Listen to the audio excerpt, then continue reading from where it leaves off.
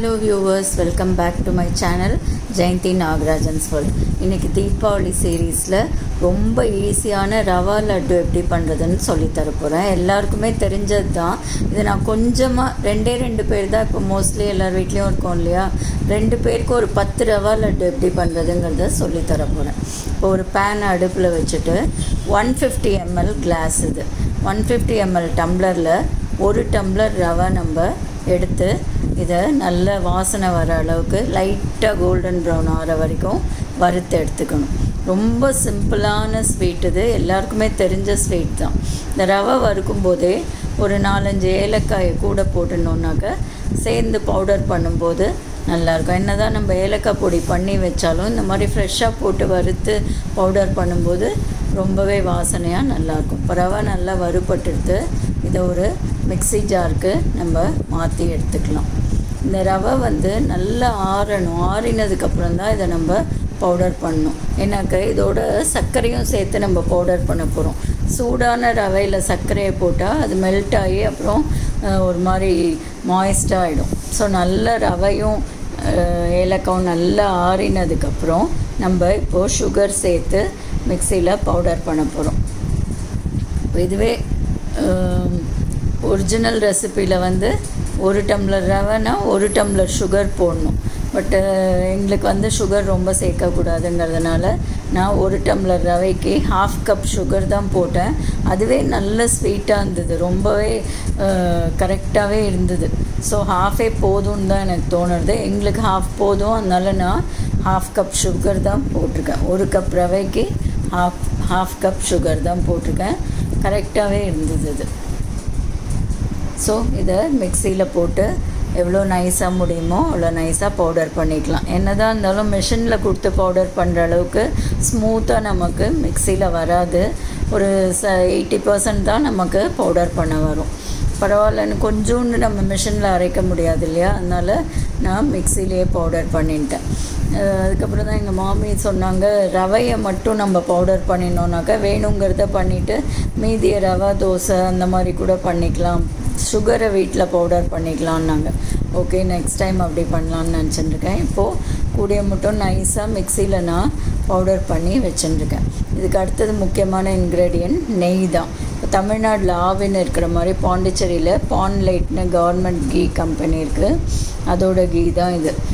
நம்ம சாப்பாட்டுக்கு பட்டர் வாங்கி உருக்கி நெய் பண்ணிப்போம்.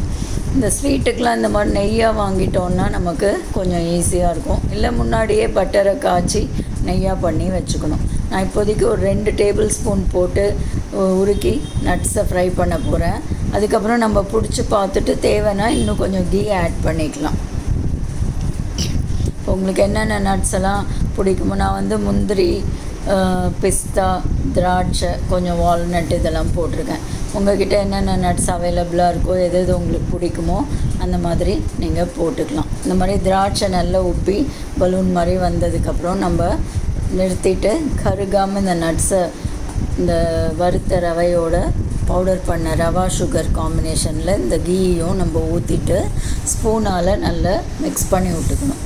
இது பிகினர்ஸ் கூட செய்யலாம், ரொம்ப ஈஸி. ஒரு 1/2 கிலோ ரவை வாங்கினா போகிறோம், மிக்சிலே பவுடர் பண்ணி வீட்டிலே ஈஸியாக செஞ்சிடலாம்.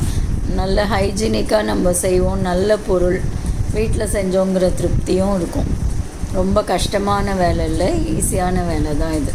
ஸோ யார் வேணாலும் செய்யலாம், அதுக்கு தான் நான் இதை பண்ணி காட்டியிருக்கேன். கொஞ்சமாக பண்ணணுங்கிறது தான் என்னோடய எய்ம். ஸோ இப்போ இது உருட்டை வரல, உதிர்ந்து போடுது, இன்னும் கொஞ்சம் கீ தேவைப்படுது. அதனால் நான் இன்னொரு 2 டேபிள் ஸ்பூன் கீ மெல்ட் பண்ணி இதில் ஊற்றுறேன். நான் அப்படியே டபன்னு ஊற்றிட்டேன். ஆக்சுவலாக அப்படி பண்ணக்கூடாது. பக்கத்தில் வச்சுட்டு ஸ்பூனால் ஊற்றி தேவையான அளவுக்கு வந்த உடனே நிறுத்திடணும். எனக்கு கொஞ்சம் கீ ஜாஸ்தியாக தான் போயிடுச்சு. இப்போ நல்லா மிக்ஸ் பண்ணால், ஏன்னா சுகர் இருக்குது இல்லையா, நம்ம சூடாக கீ ஊற்றும்போது அது சுகரோடு சேர்ந்து மெல்ட் ஆகி கொஞ்சம் ஸ்டிக்கி ஆகிடும். அதனால் கீ பார்த்து ஊற்றுங்க. இப்போது கீ கொஞ்சம் நிறையா இருக்கிற மாதிரி எனக்கு தோணுறது. எல்லா தப்புக்கும் ஒரு கரெக்ஷன் நம்ம கண்டுபிடிச்சிக்கணும். இதோட நம்ம 1 டீஸ்பூன் மில்க் பவுடரோ இல்லை நம்ம வீட்டில் இருக்கிற சாதா மைதா மாவு இருக்கு இல்லையா, அதை 1 டீஸ்பூன் சேர்த்தோன்னாக்க அது நல்லா பைண்டிங் கொடுத்து இந்த கீ எல்லாம் உறிஞ்சி நமக்கு நல்ல உருண்டை கரெக்டாக வரத்துக்கு கரெக்டாக இருக்கும். இப்போ இது கொஞ்சம் ஒரு மாதிரி ரொம்ப சாஃப்டாக இருக்கு இல்லையா, அதனால் நான் வந்து இந்த கரெக்ஷனை இப்போது பண்ண போகிறேன். யூஸ்வலாக நம்ம இந்த ரவை சக்கரை அரைச்சி வச்சோம்ல, அந்த மிக்சர் கொஞ்சம் எக்ஸ்ட்ராவாக வச்சுக்கணும். அப்போது இது நெய் அதிகமான அந்த பவுடரை போடணும், பவுடர் அதிகமான நெய்யை ஊற்றிக்கணும். எதையுமே ஃபுல்லாக கம்ப்ளீட் பண்ணக்கூடாது. இப்போ நான் வீட்டில் இருக்கிற மைதா மாவு 1 டீஸ்பூன் போட்டு நல்லா கலந்து விட்ருக்கேன். இப்போ வந்து கன்சிஸ்டன்சி கரெக்டாகிடுச்சு.